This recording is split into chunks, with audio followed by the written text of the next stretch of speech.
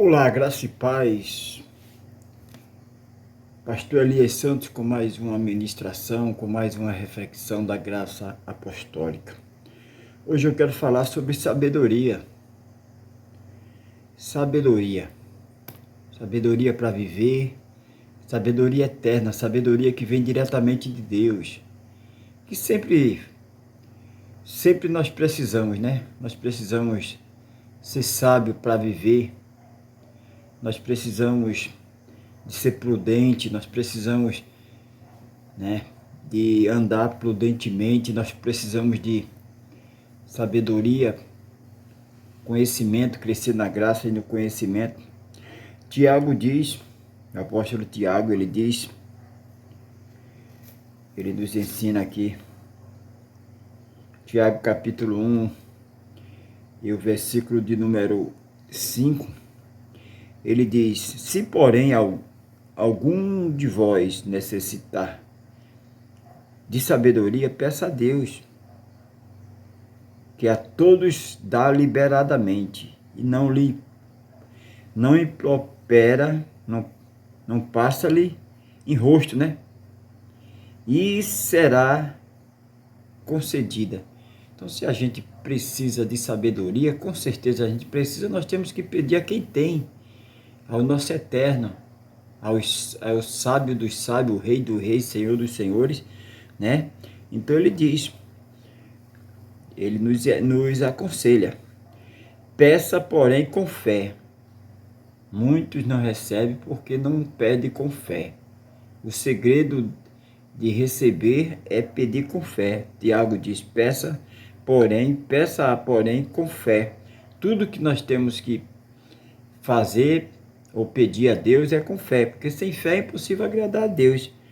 Aí ele diz: peça, porém, com fé, e nada duvidando, pois o que duvida é semelhante à onda do mar, impelida e agitada pelo vento. Está vendo, meus amados irmãos? Quem duvida é semelhante à onda do mar, impelida e agitada pelo vento. Então não podemos duvidar, né? Porque se pela fé conquistamos, pela dúvida perdemos. Não suponha esse homem que alcançará do Senhor alguma coisa. Homem de ânimo dobre, inconstante em todos os seus caminhos. Então, a pessoa que duvida, a pessoa que não tem fé, não pensa que vai receber nada de Deus, porque não vai receber. O segredo é ter fé, né? Irmãos, o irmão, porém, de condição humilde, glorie-se na sua dignidade, e o rico na sua insignificância. O irmão, ele não tem coisas materiais, ele se glorie na sua humildade, glorie-se na sua dignidade. Quantas pessoas que não têm coisas materiais, mas ele é digno, né? Ele é abençoado, ele é rico da graça de Deus, ele perdoa, ele ama. E o rico na sua insignificância, porque ele passará como a flor da erva. Quando Tiago fala aqui sobre riqueza, ele está falando sobre aquela pessoa que a única coisa que tem é dinheiro. Mas ele tem para ele, né? Ele não tem para investir no reino de Deus. O lugar que precisa de investimento é a obra do Senhor, irmãos. Porque lá o drogado é liberto, o alcoólatra, o viciado em geral, né? Lá é o lugar onde a pessoa, se tiver fé, se colocar a fé em prática, muda de vida totalmente, né? Se está doente é curado, se está, né? Agora tudo o segredo é a fé, né? Porque sem fé é impossível agradar a Deus, né? Então, tem muitos, né? Deus não fala contra a riqueza, Deus fala contra a avareza, né? Porque tem muitos que são ricos, mas são avarentos, né? Mas tem muito rico, muito empresário, muito empreendedor que investe na obra de Deus. A obra de Deus é importante, né? Aquilo que a medicina não pode fazer, a obra de Deus faz. A fé faz. A fé em Deus, né? Restaura famílias, casamento, restaura viciado. Então vale a pena investir, ser o investidor da obra do Senhor. Amém? Então, porque o sol se levanta com o seu ardente calor, e a erva seca e a sua flor cai, e desaparece a formosura do seu aspecto. Assim também se murchará o rico em seus caminhos. O homem que é avarento, tudo que tem é dinheiro, ele vai ser esquecido, porque ele não investe na obra do Senhor, aqui riqueza. Tem muito que o dinheiro que tem é para investir nas coisas do mal, né? Não investe nas coisas de Deus, no ministério, né? Mas aquele que investe, né? Aquele que é abençoado, é próspero, né? Porque além de riqueza, precisamos de ser próspero. Porque existe o homem rico, mas não é próspero. Mas existe o rico próspero, porque prosperidade é ser feliz em tudo, ser bem-sucedido em tudo, na família. Tem muitos homens ricos que ele é pobre, na família, família destruída, casamento destruído, alguns são solitários, não tem uma pessoa ao lado, tem medo das pessoas que se aproximam por causa do dinheiro. O dinheiro, em vez de ser bênção, é maldição, né? Homem e mulher, né? Quando a Bíblia fala. Tem gente que tem tudo para ser feliz, mas não é. Aquilo que era para trazer felicidade não traz tristeza. Traz tristeza, porque a pessoa é apenas rico, não é próspero, não é. Que a prosperidade vem de Deus. Bem-aventurado o homem que suporta com perseverança a provação, porque depois de ter sido aprovado, receberá a coroa da vida, a qual o Senhor prometeu aos que o amam. O Senhor prometeu a quem o ama, né? Os seus filhos escolhidos. Ninguém, ao ser tentado, diga: sou tentado por Deus, porque Deus não pode ser tentado pelo mal, e ele mesmo a ninguém tenta. Deus não tenta ninguém, quem tenta é o adversário. Amém? Agora, a aprovação é para ser aprovado. Nós passamos por prova para ser aprovado. Amém? Para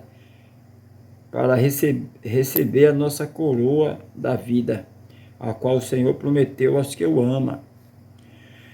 Ao contrário, cada um é tentado pela sua própria cobiça.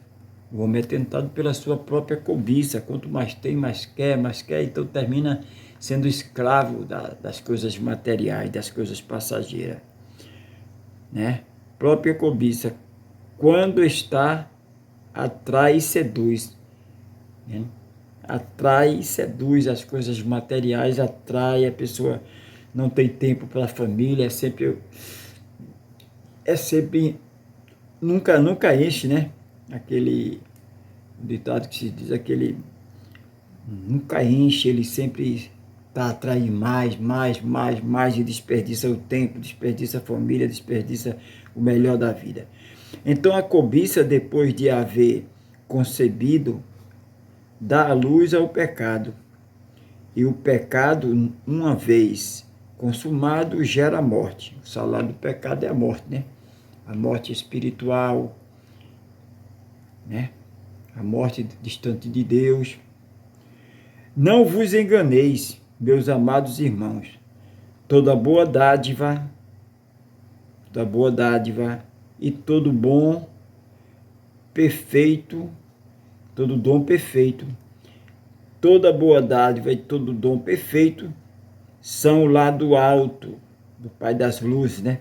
Descendo do Pai das luzes, em quem não pode existir variações ou sombra de mudança. Ele não muda, pode passar o céu e a terra, mas a palavra dele não muda.